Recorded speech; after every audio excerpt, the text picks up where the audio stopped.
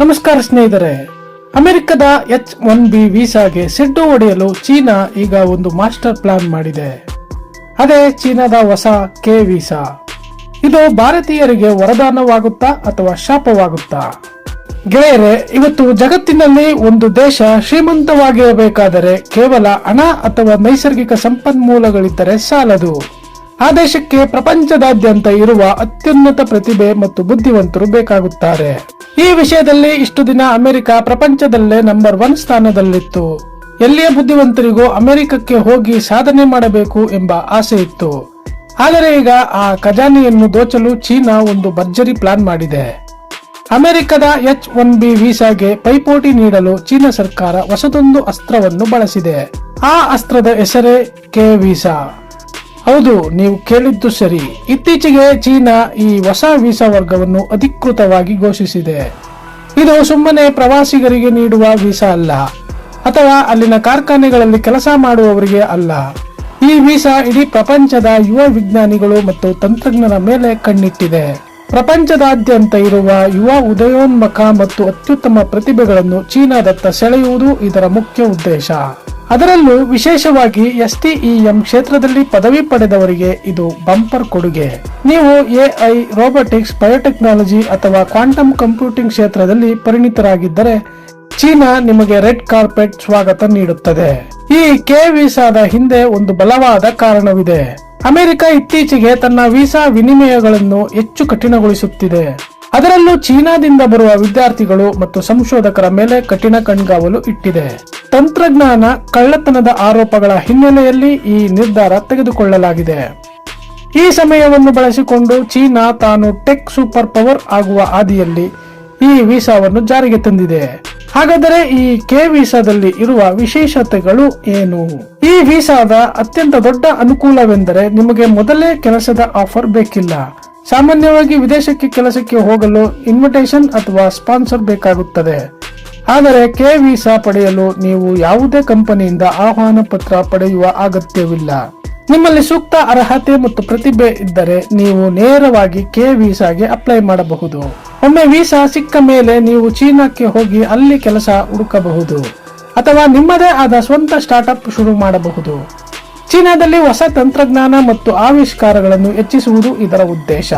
ಅಷ್ಟೇ ಅಲ್ಲ, ಈ ವೀಸಾವನ್ನು 5 ವರ್ಷಗಳ ಅವಧಿವರೆಗೆ ಹೆಚ್ಚಿಸಬಹುದು.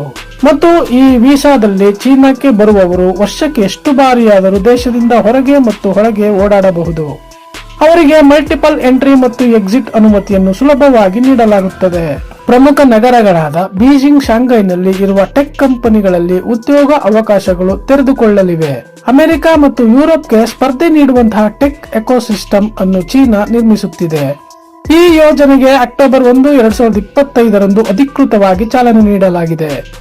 ಈ ವೀಸಾ ಯಾರಿಗೆ ಅನ್ವಯಿಸುತ್ತದೆ ಎಂಬುದು ಕೂಡ ಮುಖ್ಯ. STEM ವಿಷಯಗಳಲ್ಲಿ ಪದವಿ ಪಡೆದ ಅಥವಾ ಅದರ ಸಮಾನವಾದ ಅರ್ಹತೆ ಇರುವ ಪ್ರಪಂಚದ ಯಾವುದೇ ದೇಶದ ಯುವಕರು ಅರ್ಹರು. ಇದು ಕೇವಲ ದೊಡ್ಡ ವಿದ್ವಾಂಸರಿಗಲ್ಲ, ಹೊಸ ಐಡಿಯಾ ಇರುವ ಯುವಕರಿಗೂ ಮುಕ್ತವಾಗಿದೆ. ಆದರೆ ಈ ನಿರ್ಧಾರದ ಹಿಂದೆ ಹಲವು ಸವಾಲುಗಳು ಮತ್ತು ಪ್ರಶ್ನೆಗಳಿವೆ. ಒಂದೆಡೆ ಚೀನಾದಲ್ಲಿ ಯುವಕರ ನಿರುದ್ಯೋಗ ದರ ಇತಿಹಾಸದಲ್ಲಿ ಅತ್ಯಂತ ಹೆಚ್ಚಾಗಿದೆ. ಅಲ್ಲಿನ ಲಕ್ಷಾಂತರ ಪದವೀಧರರು ಕೆಲಸ ಇಲ್ಲದೆ ಕಷ್ಟಪಡುತ್ತಿದ್ದಾರೆ. ಇಂತಹ ಸಮಯದಲ್ಲಿ ವಿದೇಶಿ ಪ್ರತಿಭೆಗಳನ್ನು ಕರೆಸಿಕೊಳ್ಳುವುದು ಅಲ್ಲಿನ ಯುವಕರಲ್ಲಿ ಆಕ್ರೋಶ ಮೂಡಿಸಿದೆ. ನಮಗೆ ಕೆಲಸ ಇಲ್ಲ, ವಿದೇಶಿಯರಿಗೆ ಯಾಕೆ ಕೊಡ್ತೀರಾ ಎಂದು ಹಲವರು ಪ್ರಶ್ನಿಸಿದ್ದಾರೆ. ಆದರೆ ಚೀನಾ ಸರ್ಕಾರದ ಆಲೋಚನೆಯೇ ಬೇರೆ ಇದೆ. ಅವರಿಗೆ ಬೇಕಾಗಿರುವುದು ಸಾಮಾನ್ಯ ಕೆಲಸಗಾರರಲ್ಲ, ಅತ್ಯಾಧುನಿಕ ತಂತ್ರಜ್ಞಾನ ಸೃಷ್ಟಿಸುವ ಬುದ್ಧಿವಂತರು.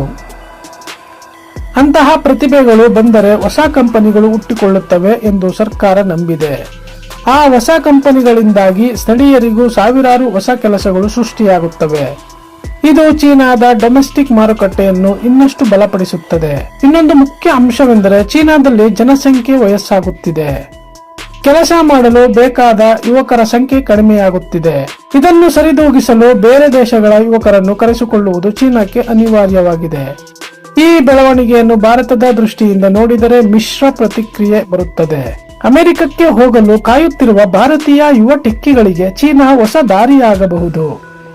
ಚೀನಾದಲ್ಲಿ ಸಂಬಳ ಮತ್ತು ಟೆಕ್ ಎಕೋಸಿಸ್ಟಮ್ ಭಾರತಕ್ಕಿಂತ ಉತ್ತಮವಾಗಿದೆ.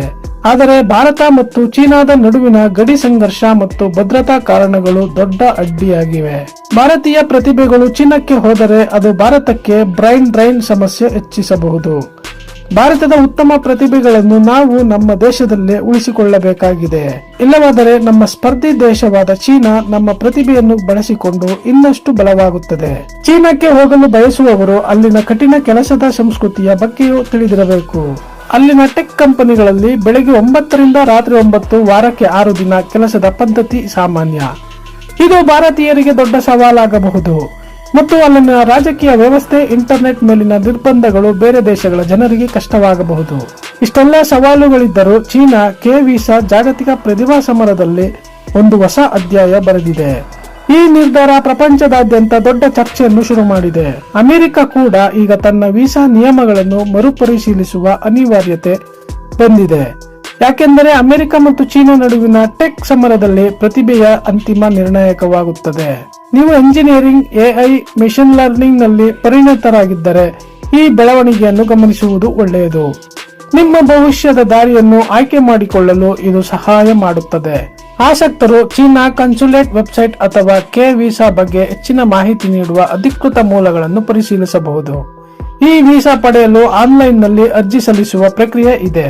ಅರ್ಜಿಯ ಜೊತೆಗೆ ನಿಮ್ಮ ಶಿಕ್ಷಣ, ಸಾಧನೆ ಮತ್ತು ಯೋಜನೆಗಳ ಬಗ್ಗೆ ಸಂಪೂರ್ಣ ಮಾಹಿತಿ ನೀಡಬೇಕಾಗುತ್ತದೆ. ನಿಮ್ಮಲ್ಲಿ ಅರ್ಹತೆ ಮತ್ತು ದೇಶಕ್ಕೆ ಕೊಡುಗೆ ನೀಡುವ ಸಾಮರ್ಥ್ಯವಿದೆಯೇ ಎಂದು ಚೀನಾ ಅಧಿಕಾರಿಗಳು ಪರಿಶೀಲಿಸುತ್ತಾರೆ.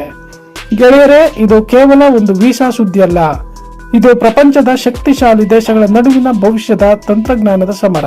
ಯಾರು ಈ ಪ್ರತಿಭಾ ಸಮರವನ್ನು ಗೆಲ್ಲುತ್ತಾರೋ ಅವರೇ ಮುಂಬರುವ ದಿನಗಳಲ್ಲಿ ಪ್ರಪಂಚವನ್ನು ಆಳುತ್ತಾರೆ. ಈ ಬಗ್ಗೆ ನಿಮ್ಮ ಸ್ಪಷ್ಟ ಅಭಿಪ್ರಾಯವೇನು? ಕಮೆಂಟ್ ಮಾಡಿ ತಿಳಿಸಿ. ಭಾರತದ ಪ್ರತಿಭೆಗಳು ಭಾರತದಲ್ಲೇ ಇರಬೇಕಾ ಅಥವಾ ಚೀನಾಕ್ಕೆ ಹೋಗಿ ಅನುಭವ ಪಡೆಯಬೇಕಾ? ಮತ್ತಷ್ಟು ಇಂತಹ ಇಂಟರೆಸ್ಟಿಂಗ್ ವಿಷಯಗಳಿಗಾಗಿ ನಮ್ಮ ಚಾನೆಲ್ನ ಸಬ್ಸ್ಕ್ರೈಬ್ ಮಾಡಿ. ಈ ವಿಡಿಯೋ ನಿಮಗೆ ಇಷ್ಟವಾಗಿದ್ದರೆ ದಯವಿಟ್ಟು ಲೈಕ್ ಮಾಡಿ ಮತ್ತು ನಿಮ್ಮ ಗೆಳೆಯರೊಂದಿಗೆ ಹಂಚಿಕೊಳ್ಳಿ. ಮತ್ತೆ ಮುಂದಿನ ವಿಡಿಯೋದಲ್ಲಿ ಭೇಟಿಯಾಗೋಣ. ಧನ್ಯವಾದಗಳು.